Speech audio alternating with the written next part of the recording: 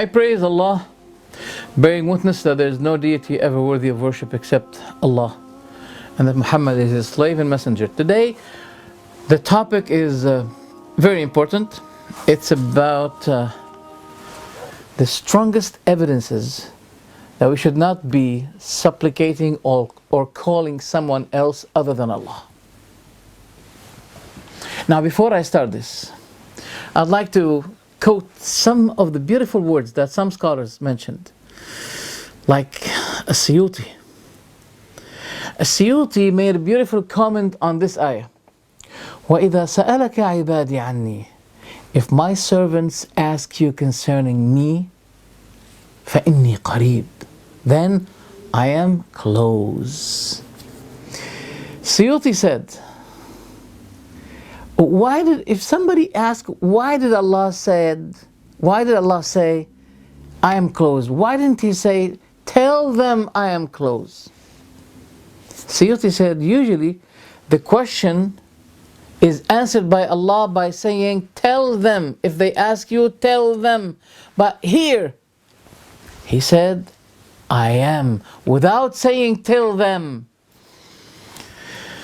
As-Suyuti said, in this ayah, he did not mention it. Why? It's indicative to the fact that as far as the supplication to Allah is concerned, then you are the closest to Allah, and there is no mediator between you and Him. So only in this ayah Allah said, if they ask you, I am close. If my servants ask you about me, I am close. He didn't say, tell them I am. That's beautiful. That's a beautiful benefit and comment from As-Suyuti rahimahullah. That was mentioned in his book Al-Itqan, second volume, page 302. Second thing is what Al-Razi said regarding this ayah. He said, subhanAllah, the same thing. He said, as if Allah is saying, my servant, you need mediation in some other circumstances other than supplicating me. In the matter of supplicating me, there is no mediation, no one to interfere between you and me, because you are the needing servant, I am the rich God. That was mentioned in his book Lawami' al-Bayinat, page 88. Also Ibn Hajar, not Al-Asqalani, no, Al-Haytami, he mentioned the consensus of all the Hanabila scholars that whoever sets up between him and Allah mediators, asking them, supplicating them, he is rejecting faith. Mentioned that in his book Al-I'lam biqawati' al-Islam, page 95. Sorry, I have to go quickly and I cannot translate the names of the books. These are beautiful words. Also, another beautiful word narrated by Ahmad that he used to say while supplicating Allah, O Allah, as you have protected my face from bowing down to someone other than you, O Allah, protect my face from needing someone other than you. As you have maintained, protected, avoided my face from bowing down to someone other than you, O Allah, maintain my face from asking anyone other but you. Jami' al-Ulum al-Hikam, page 283. There is no hadith ever authentic that allows the living people to seek help from the dead people. No. No way. And there is no permission given by Allah for someone to ask the dead, as some people claim. They say, we call the dead, but we believe that by Allah's permission they can hear us. Who told you? Allah subhanahu wa ta'ala said, if Allah subhanahu wa ta'ala touched you with harms, Can those dead people relieve you from that? And Allah subhanahu wa ta'ala said, those whom you call apart from Allah are servants the like of you. So call them and let them answer your call if you're telling the truth. Doesn't seem that Allah is permitting the living people to supplicate the dead. Allahu adina lakum. Is it Allah that permitted you? Am ala Allahi taftarun. Or you are crying lies against Allah. No. 14 centuries that had passed. For those who ask the Prophet, we need to ask them, did you ever ask the Prophet and he appeared to you and said, I am Muhammad, what do you want? No. Show me.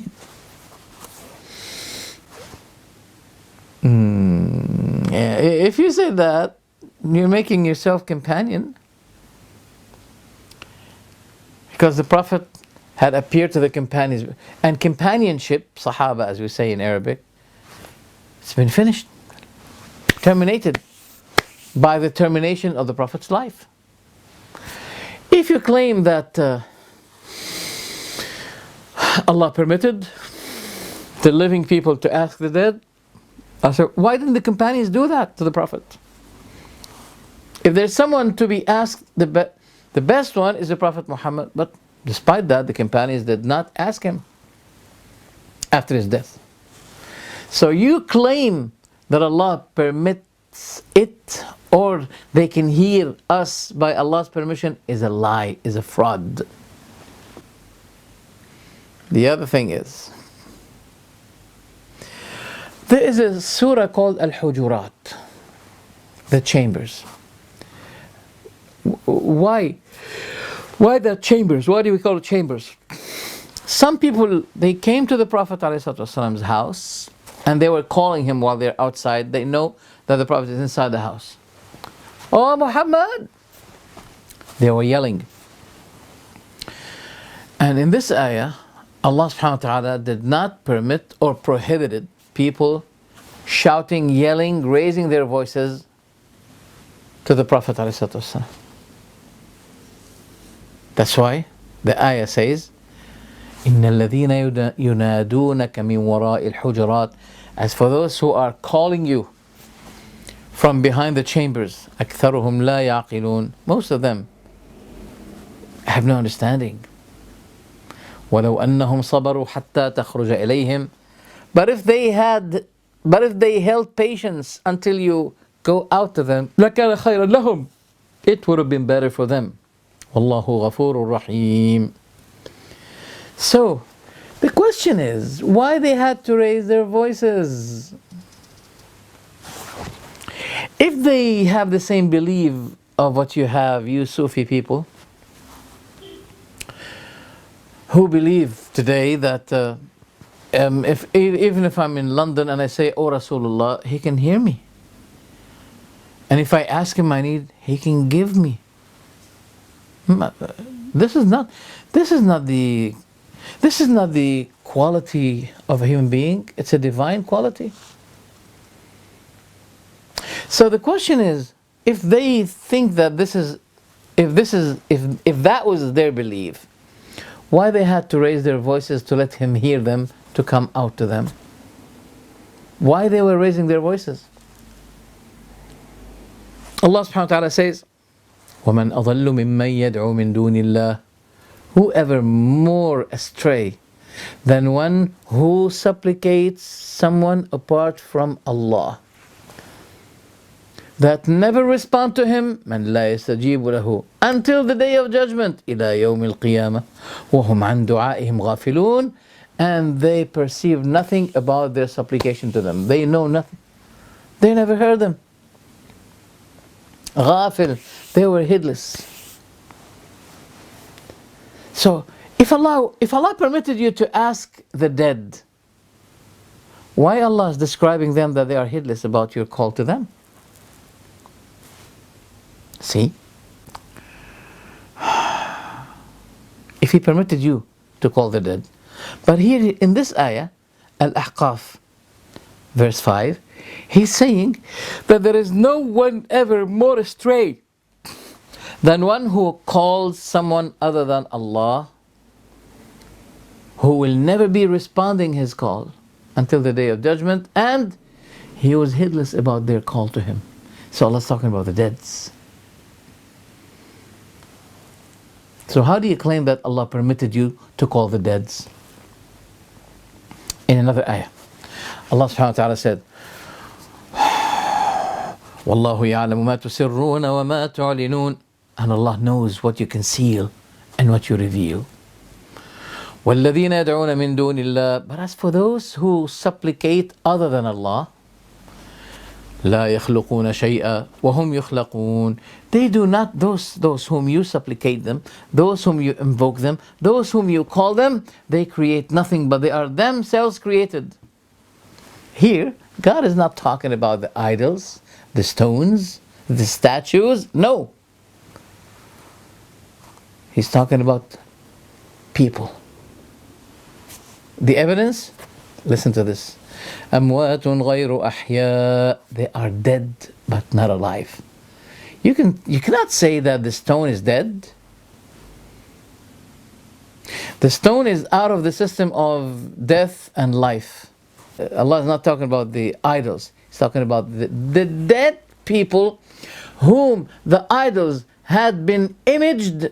They were made as a copy of the images of the righteous dead people.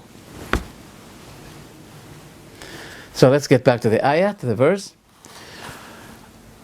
And Allah knows what you conceal and what you reveal. But as for those who call someone apart from Allah, they neither create, but they are themselves created.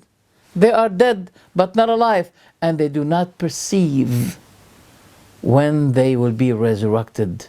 So Allah subhanahu wa ta'ala is proving to them feeling, but now they have no feeling now, because they're dead. As Allah said, they are dead but not alive. Then Allah said, and they do not perceive when will they be resurrected. That means Allah is proving that they will be resurrected. You can't say that Allah is going to be resurrecting the stones. No way. So Allah is talking about righteous dead people, whom the living people kept supplicating them and asking them apart from Allah. Question is asking the dead is the way of the believers? No.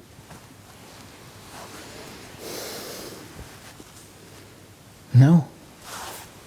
Allah, look, the subject of the pure worship in the Quran, the bottom line of that, the objection against the pagan worshippers is this ayah, this verse.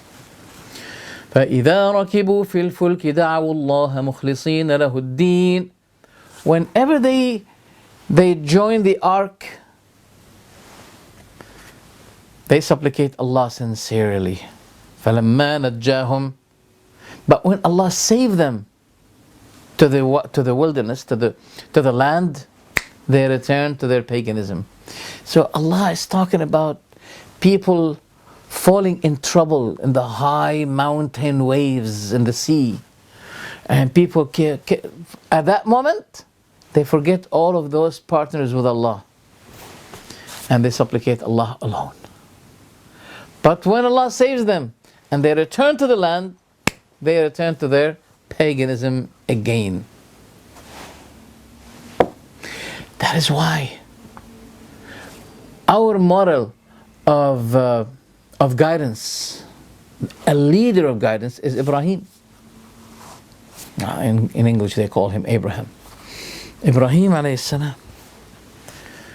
When he saw the paganism with his own community, he approached them, asking them, do they hear you when you call them? Or do they give you any benefit? Or save you from any harm? Do they give you benefit?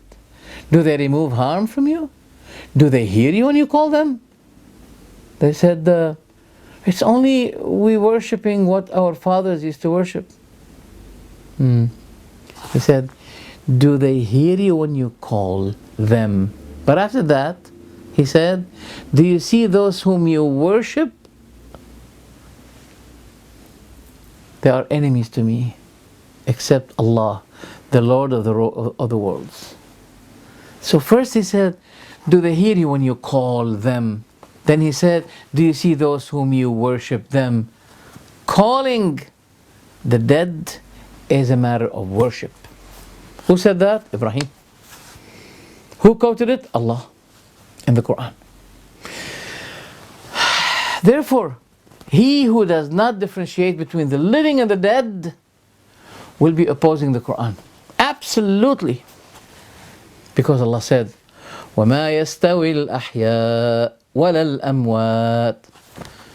Dead and the living one, they're not the same, they're not equal.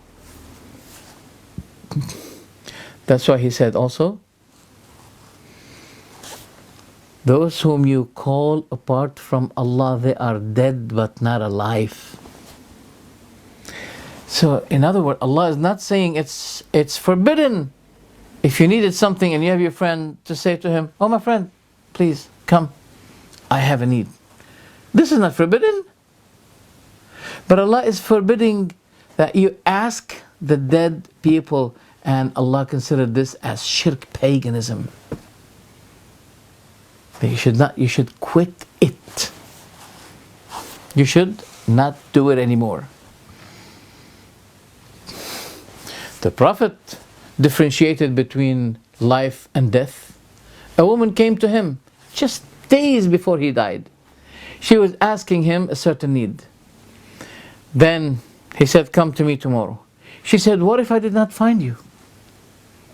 Imam Bukhari said, as if she meant death, or the narrator said, as if she meant death, his death, yani the Prophet's death. He said, if you did not find me, then go to Abu Bakr. And when Umar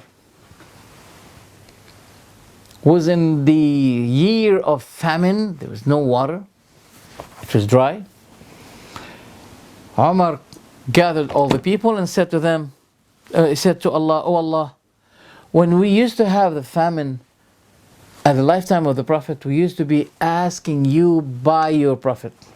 And by your Prophet means by his supplication. Because all the hadith prove that they used to come to the Prophet and say to him, oh Prophet, ask Allah for us. Now, asking the living person in front of him, in front of you, there's nothing wrong with that. You may say, but this is a mediation. Yes, this is mediation, but it's allowed. They're not asking him apart from, no. They're saying, oh Prophet, ask Allah. And he's in front of them. But after he died, the matter is different. Why? Who said it? Umar. He said, oh Allah, at the lifetime of the Prophet, we used to be asking you through him. That means we used to come to the Prophet and say, oh Prophet, look, we are in horrible situation, ask Allah. Then the Prophet used to be asking Allah. So, taking him as a mediator is not himself, his supplication. They're asking him to supplicate Allah for them. But you may say, oh, okay, so what about death? It's the same thing. No, it's not the same. Because Allah made it so clear, you should not be supplicating the deads. As for those who supplicate others, they are dead but not alive, and they do not perceive when will they be resurrected. So Allah made it so clear. I should not be asking the dead, oh, but the Prophet Muhammad is alive. Even if he's alive. When he was alive, before he died, people used to be shouting to let him hear them while he was in his house. How can you claim that after he died, his hearing became super, to the extent that if you're in London, he can hear you if you ask him. Whereas in his lifetime, those who came to the Prophet, they wanted him, they were shouting, yelling at him, and they were saying, "Oh Muhammad, come out!" They were shouting. So how come in his lifetime they used to shout to let him hear, but after he died, no. From wherever you be, even if you're in the moon, you ask him, "Oh Prophet," he can hear you. By this you are giving him a divine quality. Because who can hear millions at the same time? Despite the variety of their places, variety of time. Are you telling me that if millions ask the Prophet now after his death, he can hear all? See? This is how you're making a human being equal with Allah. Because there is no one that have this kind of quality except Allah.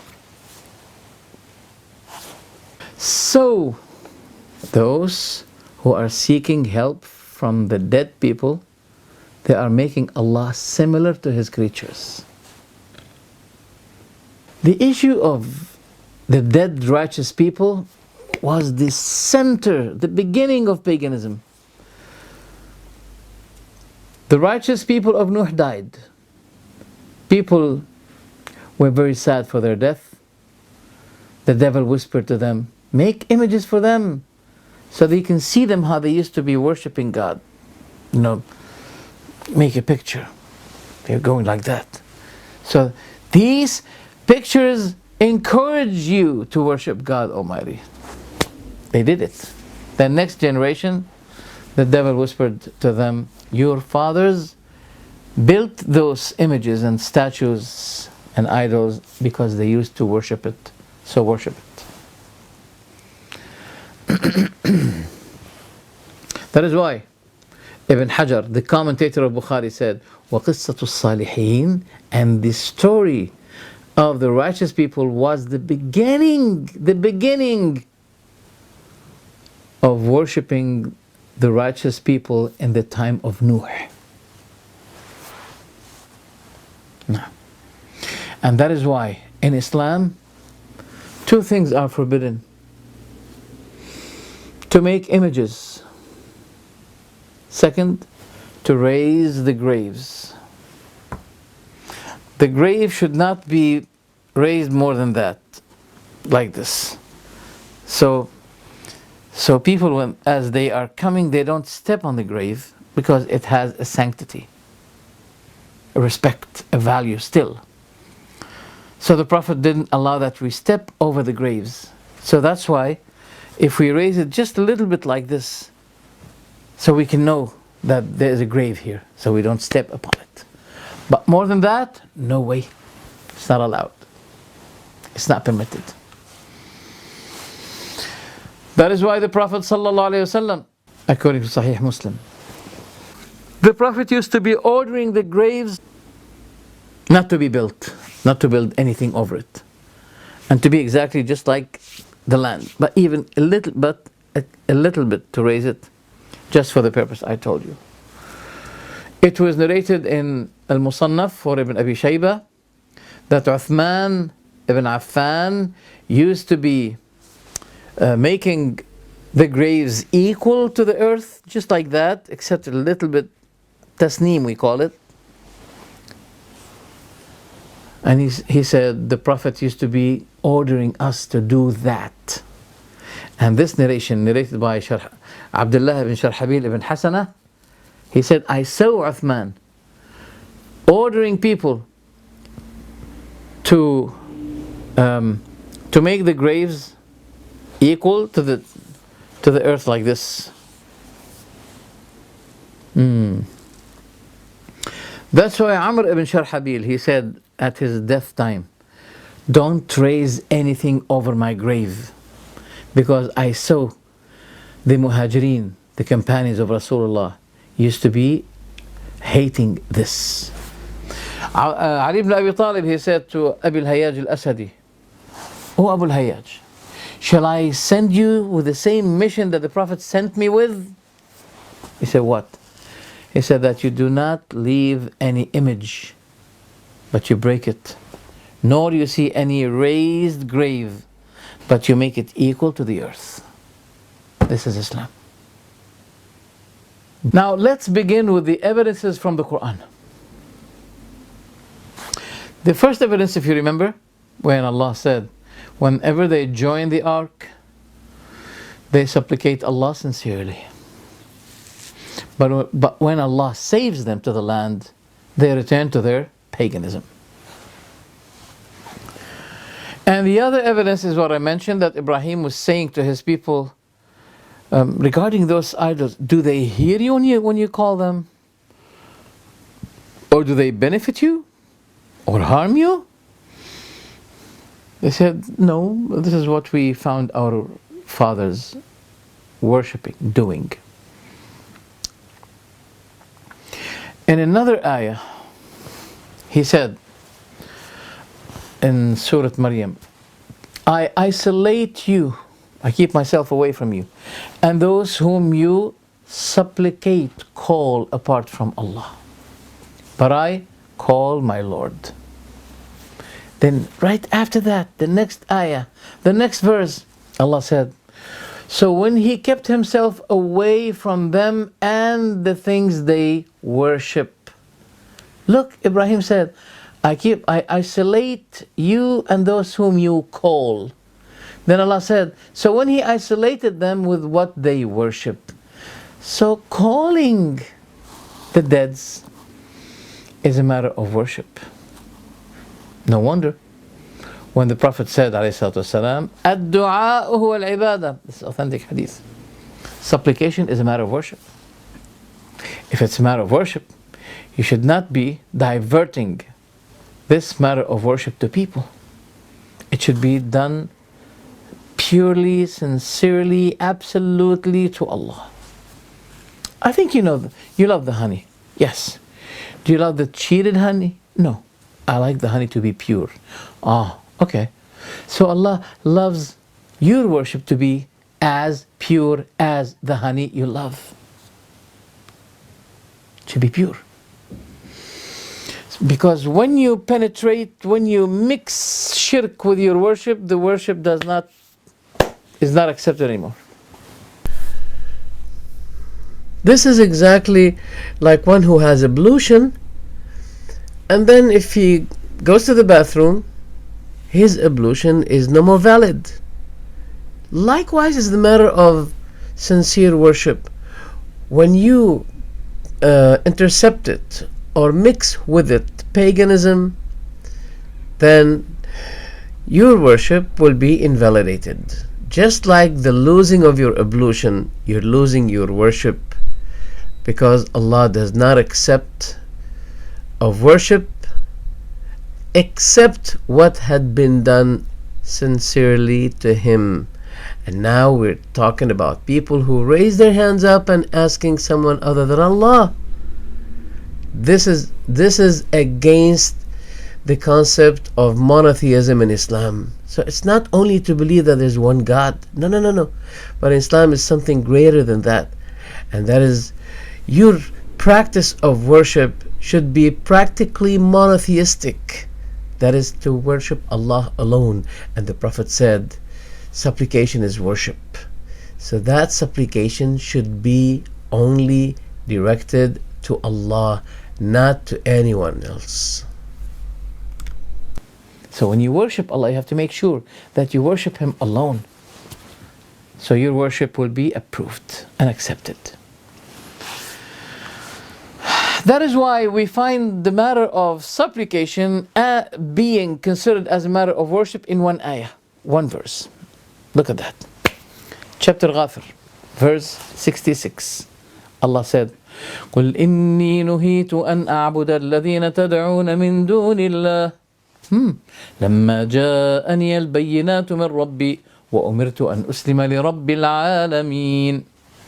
Say, I was forbidden from worshipping those whom you call apart from Allah, when the clear verses had been revealed unto me, and I am ordered to submit to the Lord of the worlds. So Asking Allah alone is a matter of Islam, yes.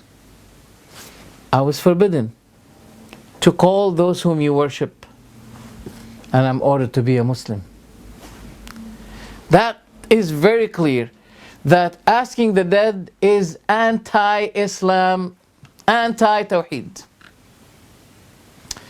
Second evidence. Allah the Almighty said, هو الحي لا إله إلا هو. It is He, Allah, upon whom there is no God, la ilah illahu, except Him.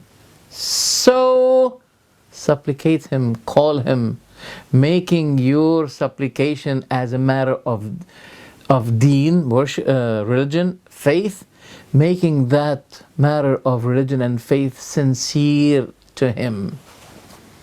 It is He, the living one, and upon whom there is no other God but Him. So supplicate Him alone, sincerely. That's very clear. Third evidence.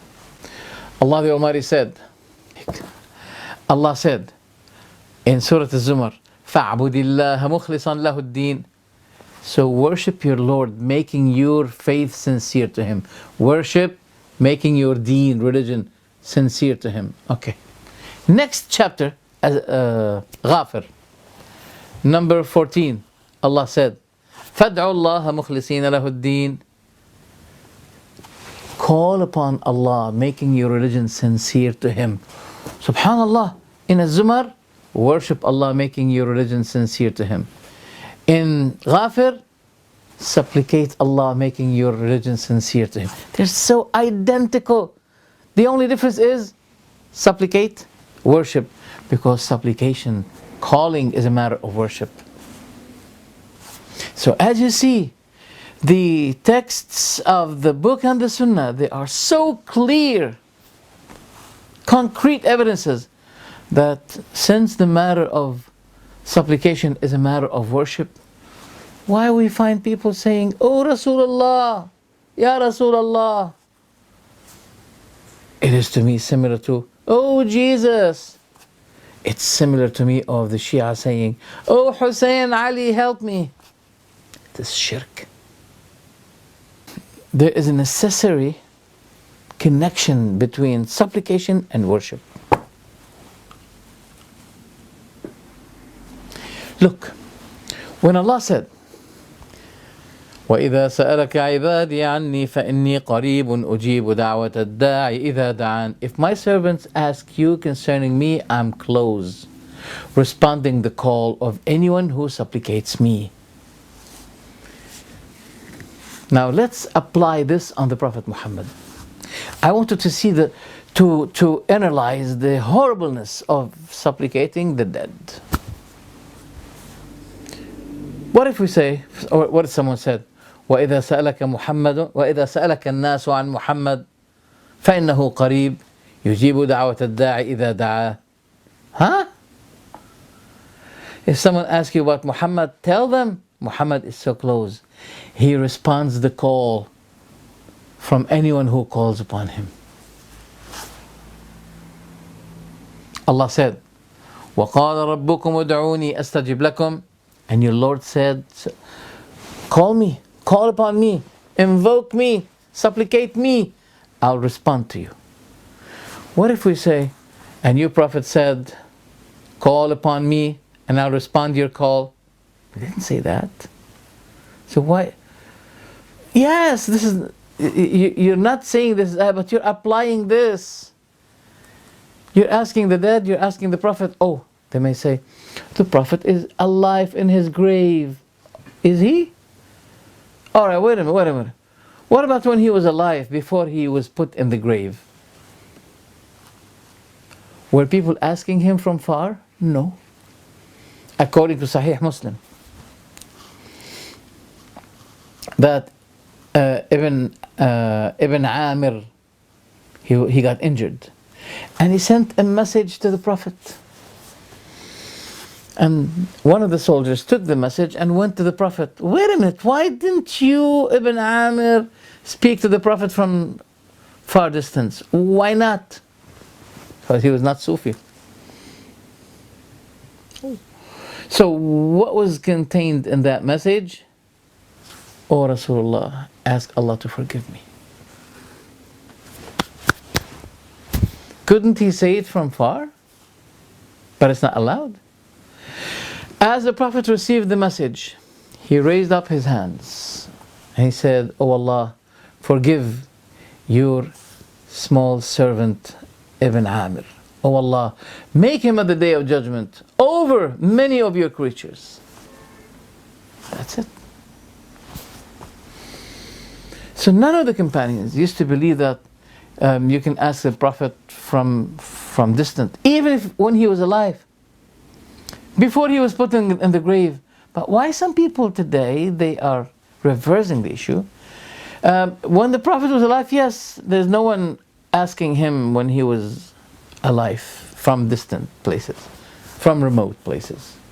Do you remember the story of Aisha when she was forgotten in the desert? And the Prophet was in the army? And the army left Aisha, his wife, didn't realize that she was looking for something, and they left her. They did not recognize. And the Prophet was with them. The Prophet didn't know that she's there, still that she was left. And she kept waiting, sitting. She didn't say, "Oh Rasulullah, I'm here. Come back. Bring back the army. I'm alone." No. She had to come back to Medina. She was escorted by Safwan ibn Mu'attal. She was escorted. Are you telling me that the Prophet knows? Those Sufis say, yes, the Prophet knows everything. By Allah's permission. See, they just bring this, this label, by Allah's permission. They want to prove their shirk, justify their shirk, their paganism, by saying, by Allah's permission. But if Aisha knew that the Prophet, by Allah's permission, can hear, why didn't she call him? If the Prophet knows the unseen, did he ignore Aisha? Did he intentionally kept her in the desert? Is this a matter of honor? Does this fit the honor of the Prophet, that he leaves his wife in the desert to be escorted by a stranger, foreigner, to bring her back to Medina? That can show that your beliefs are not pure. So the Prophet was alive and people were not asking him from remote places. How much more after his death? Are you telling me that when he was alive, his hearing, his sight, his knowledge was normal, but after he died, everything became super, just equal to God Almighty, to the extent that if we have today 1.5 billion Muslims, let's say if 1.5 billion Muslims, they all ask the Prophet, can he listen to them? And if they asked him in need, can he give them their need? Are you talking about a human being or God? Be with me on a second episode, inshallah, regarding this beautiful issue, proving the tawheed of worship to Allah. Assalamu alaikum wa rahmatullah.